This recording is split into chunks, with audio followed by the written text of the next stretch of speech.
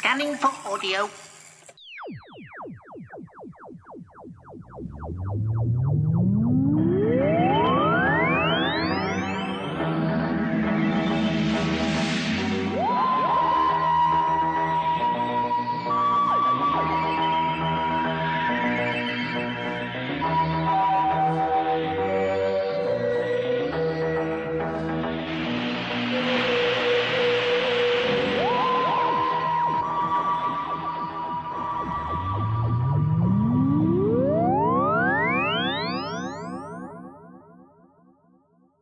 Welcome once again to the Tin Dog Podcast, recorded live from in front of a cat. This week's been the week of Gallifrey 2009, or Gallifrey 20, in the good old US of A, and I just need to say how ridiculously jealous I've been. Apart from not being able to be there for the first ever meeting of the entire Podshock team, it just sounded fantastic. And how do I know it sounds fantastic? I've been listening every day to the Radio Free Skaro interviews and reports from the convention.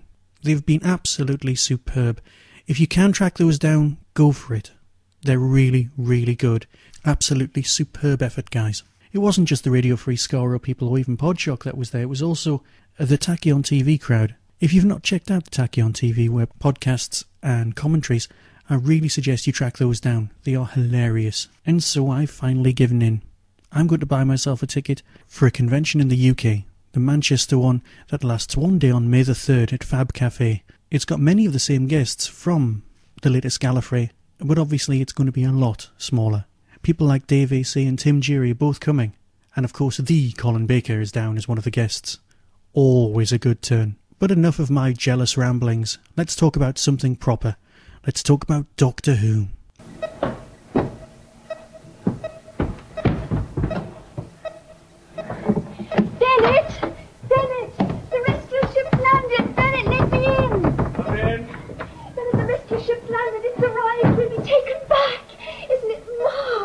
Can't be the ship.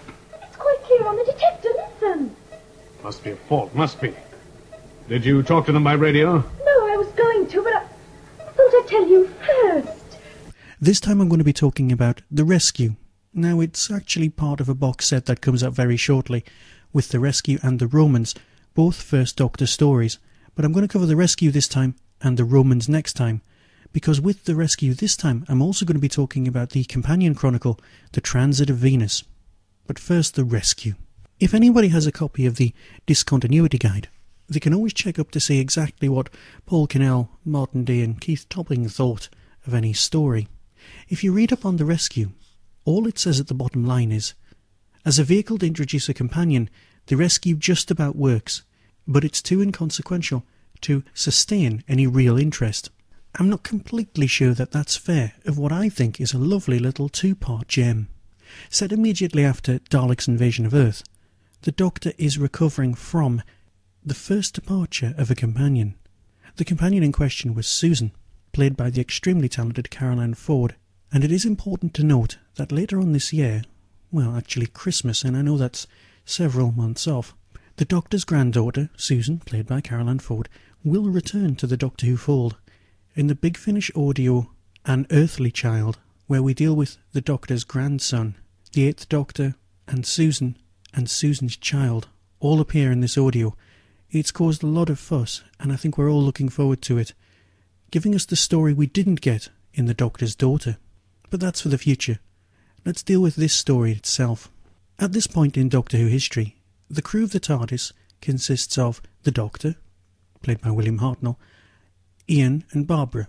Ian and Barbara are both teachers. They were teachers of Susan's and had followed her into the TARDIS in the story An Unearthly Child. They'd been through the mill and had been trying to return home for some time.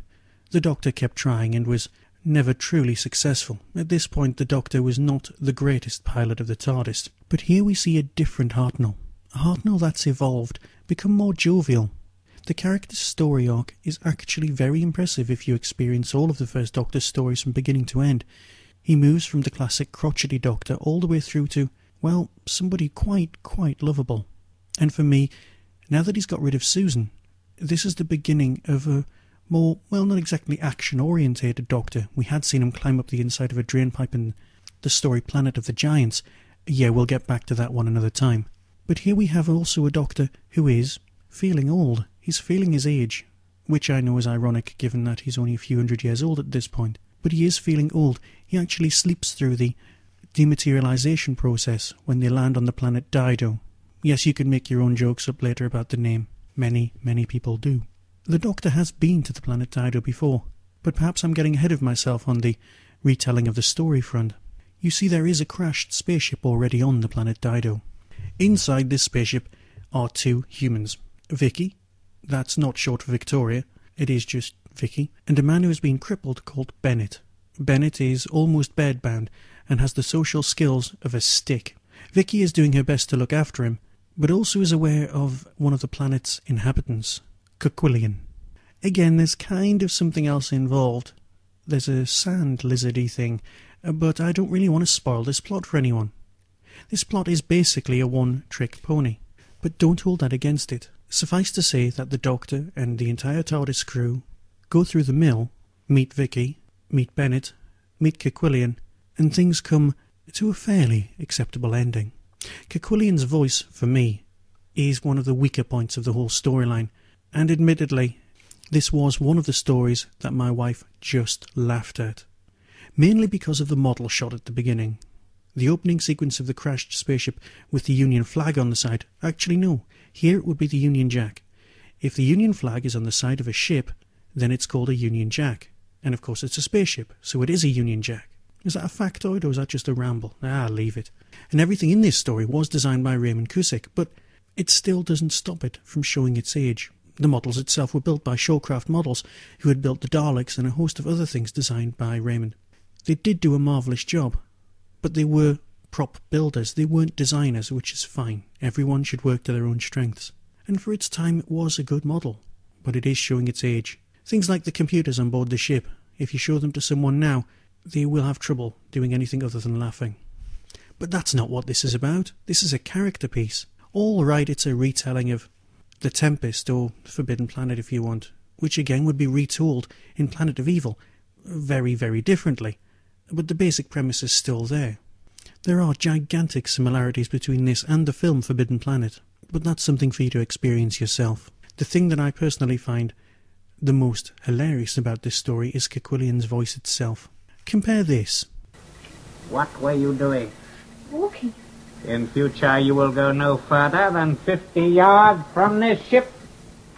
With this, taken from Monty Python and the Holy Grail. What is your name? My name is Sir Lancelot of Camelot. What is your quest? To seek the Holy Grail. What is your favourite colour? Blue. Right, off you go. And I think you'll find, no, again, it's just me thinking these things. The new character, Vicky, is very, very well done. It's a great introduction to her. She's not Susan, and she is played by Maureen O'Brien, the thriller writer, so you may already have some of her work, which made her difficult to track down for the DVD extras. And the disc itself features a commentary by William Russell, Rim Cusack, and the director Christopher Barry. There's a lovely making-of documentary which goes into a little bit more depth than usual, with it being a 2-episode story, called Mounting the Rescue. And of course there's the usual photo galleries, production notes, there's the Radio Time stuff with PDF format, and a coming soon for a very nice Cyberman story. William Russell played Ian Chesterton in the series. He was the science teacher to Barbara's history teacher, both of which of course taught Susan. And it is to Ian that we turn for the second part of this Tin Dog podcast, where I'm going to be discussing, or reviewing, Transit of Venus.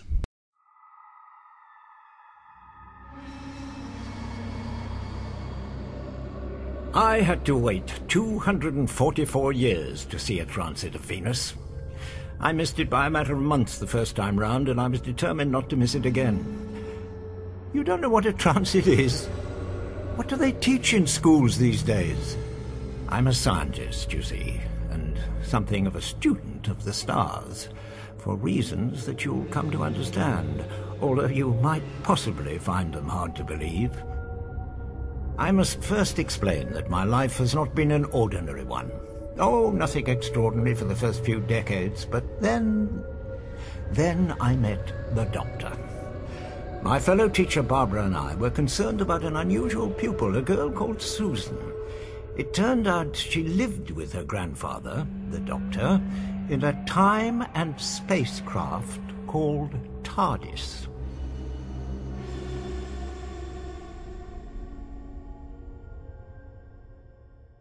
An actual transit of Venus is where the planet Venus, relative to its position viewed from Earth, passes in front of the Sun. It allows you to calculate the relative size of the solar system and a load of other things. Mind you, though, if this is a William Hartnell-era story, calling something a solar system, a galaxy or whatever, or a planet system, just got out of hand. But I think this is kind of covered elsewhere. From the original lineup of the cast, the only people surviving, as I said earlier, are the actors who played Ian and Susan. Ian's now 82, but thanks to the gift of audio, he can of course be any age. This story is told, like many of the Companion Chronicles, in flashback, and yet still has a perfect feel for its time. Set just after the Sensorites, the original crew materialise on board Captain Cook's ship just before he arrives in Australia. The female members of the crew are all swept overboard, as is the TARDIS, and the Doctor and Ian have to keep up the ruse that they are indeed from Venus.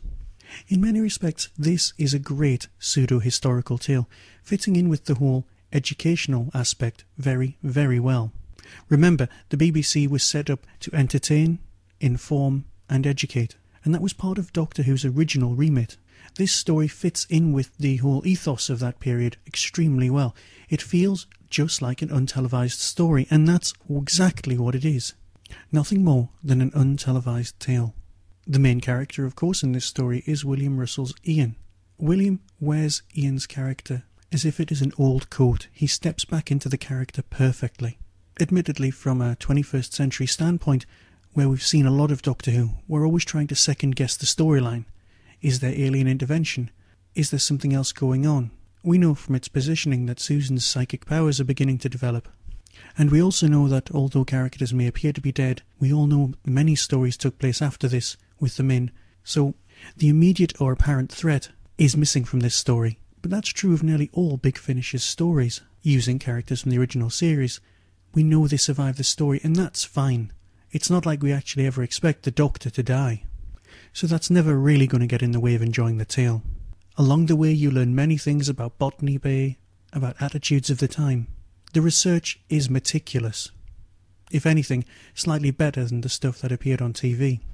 And so Transit of Venus is a definite maybe, if you're looking to introduce yourself to the Companion Chronicles, or even if you just miss the first Doctor's time. And with that, I'll bid a fond farewell, and I'll speak to you very soon about the Romans, and the continuing key to time. Be seeing you.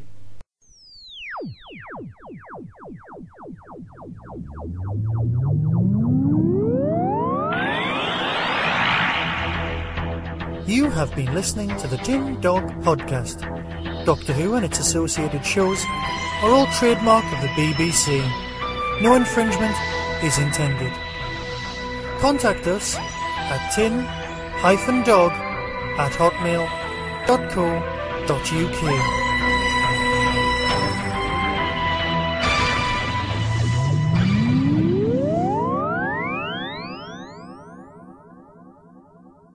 Oh, but Doctor, the trembling stopped. Oh, my dear, I'm so glad you're feeling better.